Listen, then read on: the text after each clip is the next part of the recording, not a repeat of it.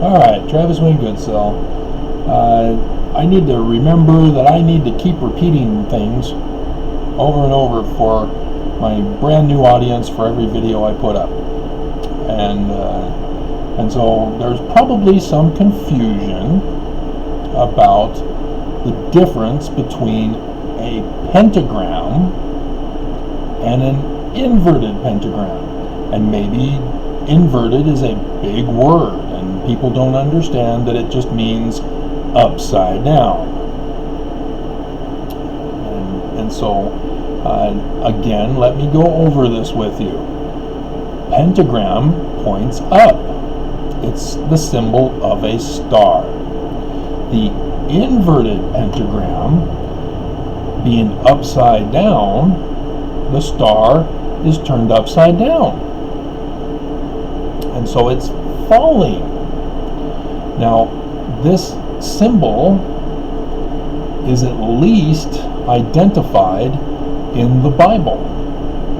And I think I have it known well enough to go right to it.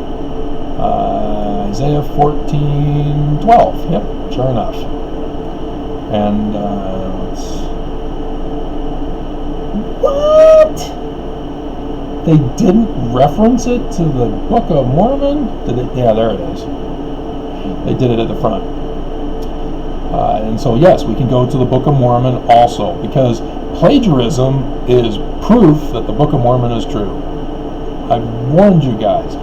Don't look for what's the same. Look for what is different. But here, we're talking about stars versus falling stars. And so this is at least known when the Vulgate, the Latin version of the Bible, was rendered.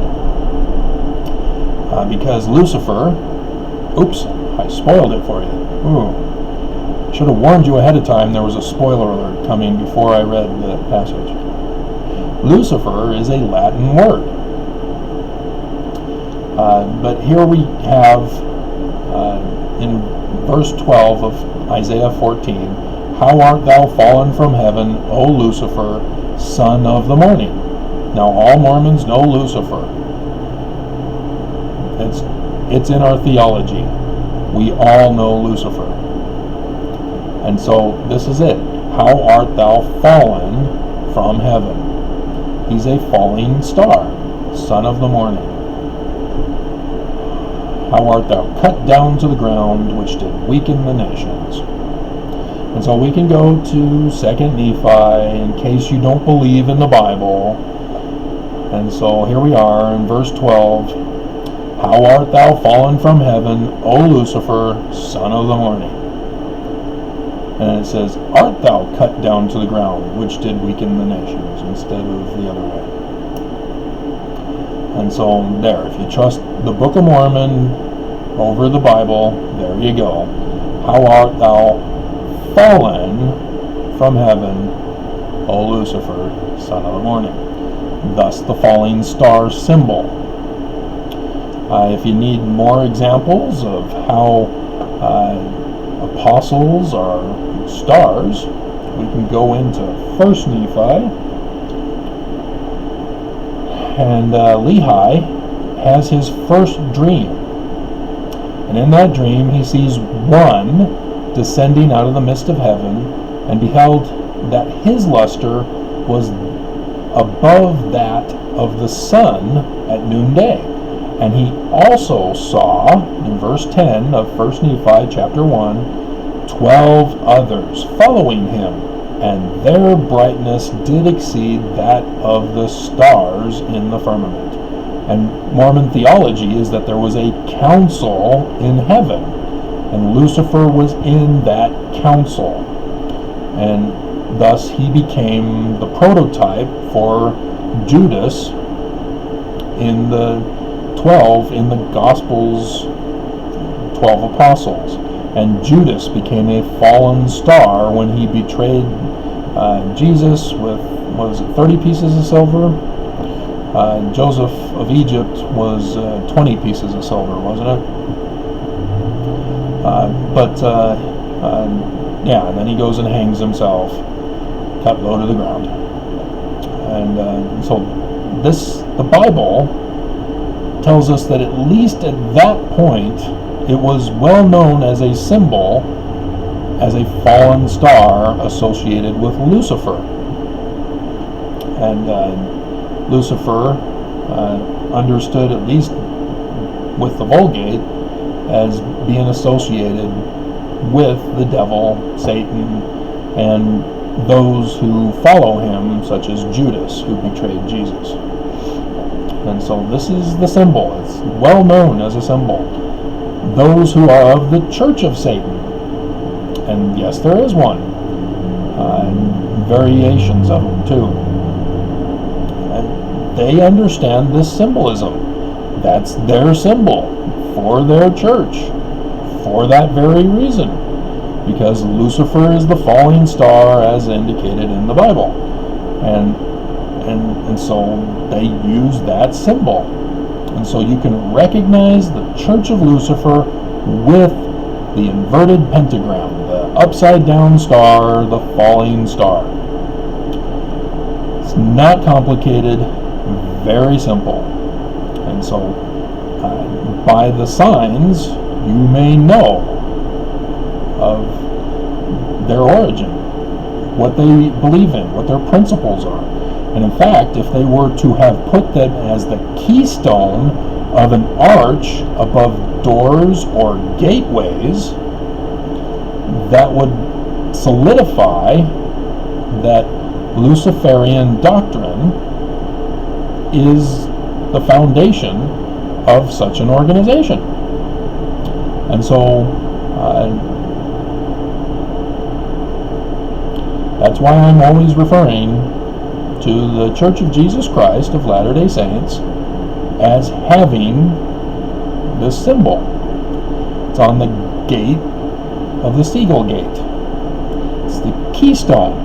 The foundation stone of the keystone is the Star of Lucifer, the inverted pentagram, the falling star. And it's pointing to the state of Utah Capitol. Just like in Washington, D.C., they designed the streets in 1887, was it? To be an inverted pentagram pointing at the door of the White House. And all members of the Church of Lucifer know exactly what the symbolism means, that Lucifer controls the White House.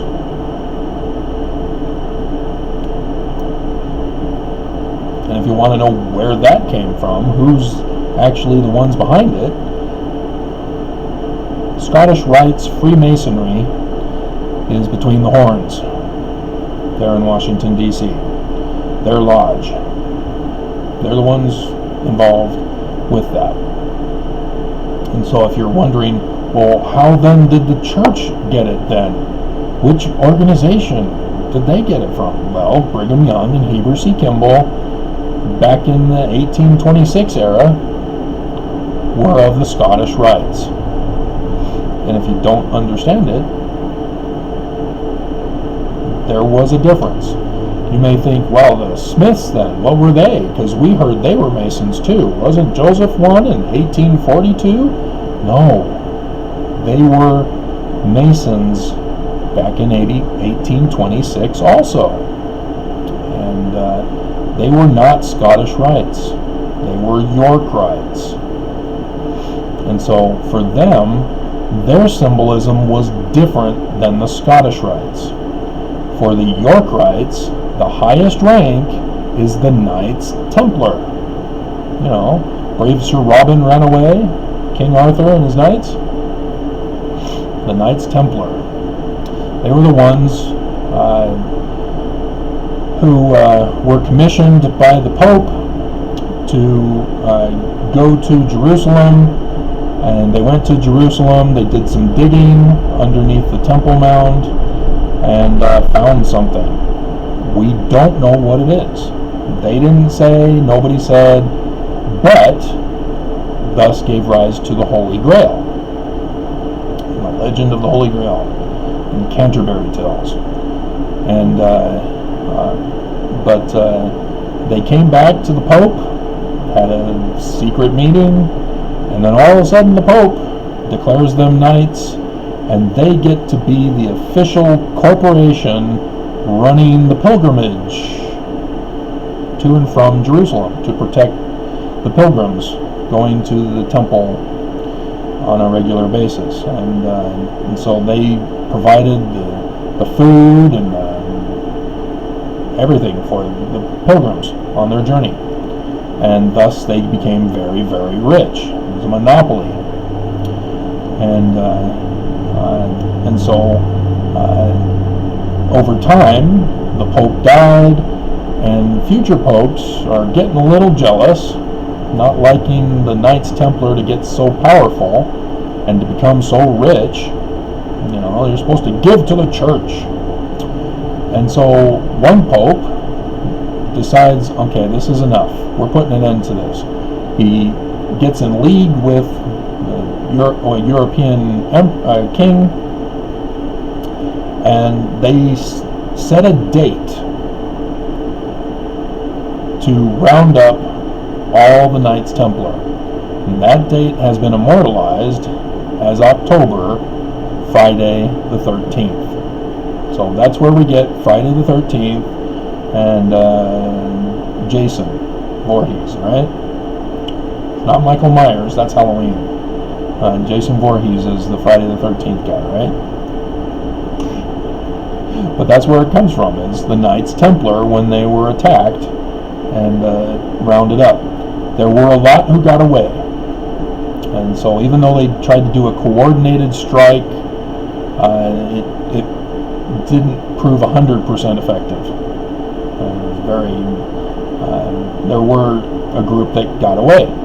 And they went to an island up by the Sweden-Norway area, and they had a variation of the rune language. So the rune script is known to people. Theirs, they did some modifications to it, like dots and stuff, to distinguish it as Knights Templar. And so those uniquenesses were found in America. What had happened is Knights Templar had gone to America in Wisconsin, Kensington, and thus the Kensington stone that was found, and that was a land agreement with the Mandan Indian tribe in the Dakotas, right next door, and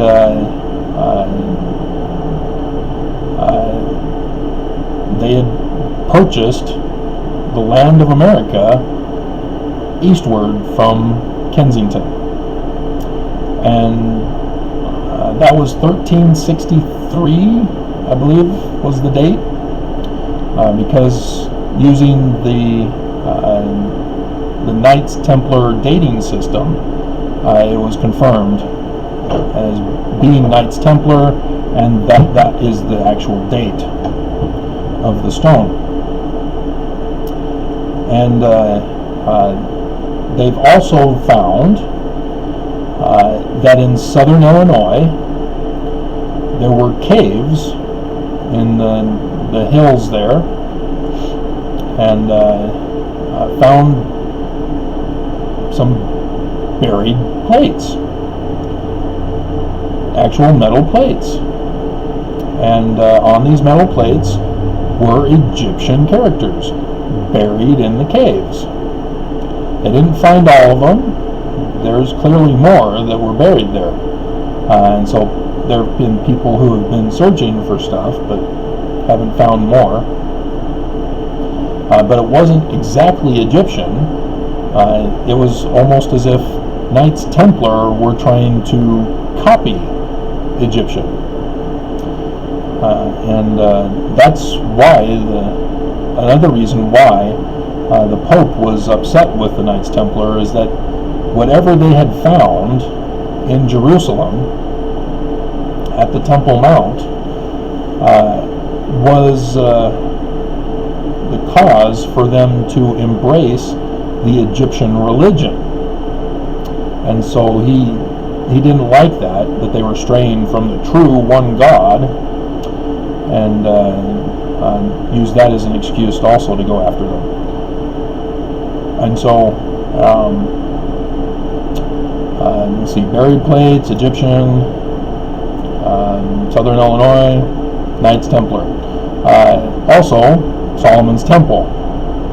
So in Freemasonry, they have Hiram Abiff. It's the passion play for Freemasonry. He's found murdered at Solomon's Temple. And so all the Masons then go on a murder investigation. And that's the passion play for them. And so Hiram, spelled Hiram, was the spelling of Hiram Smith. And so we know that Joseph Smith Sr. Was affiliated with the Yorkites Masons as early as 1800. So when he becomes a Master Mason in 1818, gets his own lodge as a result of becoming a Master Mason, then after becoming a Master Mason, according to the rules of Masonry, of Master Masons, he was then granted the farm in Manchester, because they take care of their own, especially when they're poor. And so Canandaigua, New York, was where Smith Sr. Was the Master Mason of the Lodge of York Rites, with the Knights Templar as the highest rank. And so, yeah, I wanted to do a translation video also, but I think I've strayed from the intention of this one.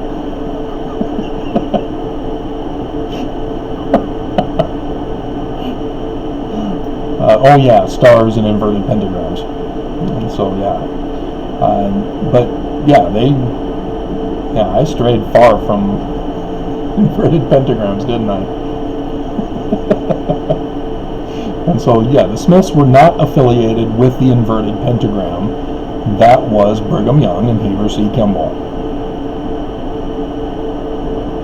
of the Scottish Rites, infiltrated by the Illuminati of Johann Adam Weishaupt, and then they then became Confederates in the South after the 1826 incident, but they still keep people in the various organizations that go underground.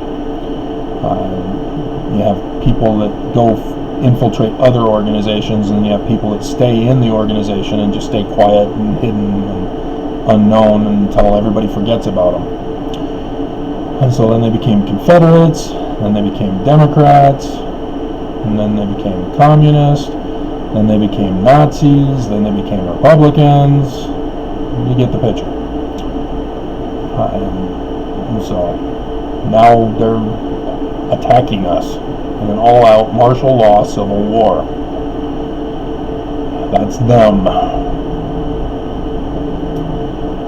And so, yes, the Smiths warned us in the Book of Mormon about Lucifer. And so, to identify the Church of Lucifer, Lucifer has his symbols, and it's the inverted pentagram. And so at the Seagull Gate, designed and sculpted by Brigham Young's grandson, Mahonri Murray Ankemer, he put the foundation of it as the inverted pentagram of Lucifer. And on the Salt Lake Temple, which was designed by Brigham Young's brother-in-law, I can't remember his name offhand. He also designed the Nauvoo Temple after Joseph had died. and they dedicated the Nauvoo temple on the anniversary of the Illuminati. Clear symbol notification to all those of the Scottish Rites Illuminati. And put it on the door, the main door, if not the doors. Probably just one door, isn't there? Although they've made others doors. Baptistry door. But that was added later, wasn't it? But the main door, where every couple gets married and takes their picture at the door, not just at the door handles, but it's the whole door with the arch, the keystone of the inverted pentagram, which means the principles of the house of the Lord at the Salt Lake Temple is the principles of Lucifer's doctrine. And so when you read Albert Pike's letter to Giuseppe Mazzini, Albert Pike was in the Scottish Rites Masonry. He wrote the book Morals and Dogma, and he talked about the Scottish Rites, and he wrote about 3 world wars, and we will take over the world. And the Third World War, he talks initially in the front of the Illuminati with the Scottish Rites, and then at the end, for the Third World War, it says we're going to destroy Christianity and atheism by proving that there is no such person as Jesus of the Gospels, because they were of the Jewish foundation, the individuals, not the whole Jews. Don't mix up the two. Don't blame the whole based on the actions of the few, as fanatics love to do. But the Jewish version is a future man who would be born and become king. And so for the Scottish Rites, it was all about placing their guy on the throne of America, rather than the York Rites, who were waiting for the prophecy, the Holy Grail, the blood heir, to be born and establish New Jerusalem in southern Illinois. So Joseph Smith in July 1840 says outright, "We will build the mountain cities of Zion and New Jerusalem in southern Illinois." And by the way, southern Illinois is the crossroads for the 2 solar eclipses that are going going across America. The first one's already happened, 21st of August 2017, and the crossing one is on 8 April, not 6 April, Mormons, 8 April 2024, and they will cross in southern Illinois. And so the first one crossed over Independence, Missouri, and Adirondack, Missouri, and the second one will pass over Kirtland and the Joseph Smith farm. Isn't that cool? And then meet in southern Illinois, where Joseph Smith, in that same talk in 1840, also said, that's where we're building it, as others have wrongly supposed it's going to be in Missouri. Wrongly supposed it will be in Missouri. And so, there's lots of stuff that we've been withheld from by the Brighamite usurpation. And so I hope you better understand now when I talk about encoding messages in the Doctrine and Covenants, in the Book of Mormon, in the Joseph Smith history. Yes, the Joseph Smith history. Everybody has said, oh no, he's lying, that didn't happen. It's coded. So, yeah, lots of fun stuff if you see the big picture. So, now I hope you better understand the difference between a pentagram and an inverted pentagram. So when I was a Boy Scout, before I became an Eagle Scout, I lived in Southern California, and they took us to the San Bernardino, San Gorgonio mountain range every summer to go hiking up to the top of the peak, a different peak, and so I got the 5 Peaks Award. 5 peaks up a hill, mountain. There are mountains in California, so yeah, I was at the top of at least 5 mountains to get the 5 Peaks Award. I was the only one in my church group, because that was our scout group as well, to get the 5 Peaks Award. So that was something unique for me. Other guys made excuses not to go up.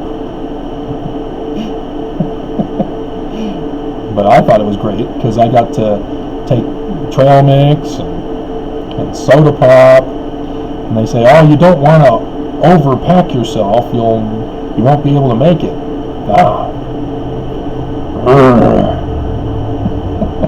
It was great exercise, and getting above the smog level, everything is so bright and clear. Wow. You can breathe, not like here and there. But yeah, it was awesome being up there at the top of the world, seeing the smog down below. Oh man. But yeah, we'd always stop off at Carl's Jr. on the way home and get the double Western bacon cheeseburger. Except for the one time where I got left behind. I'm now a legend in those mountains because of that incident. And yet they blamed me. They left me behind and the Rangers blamed me.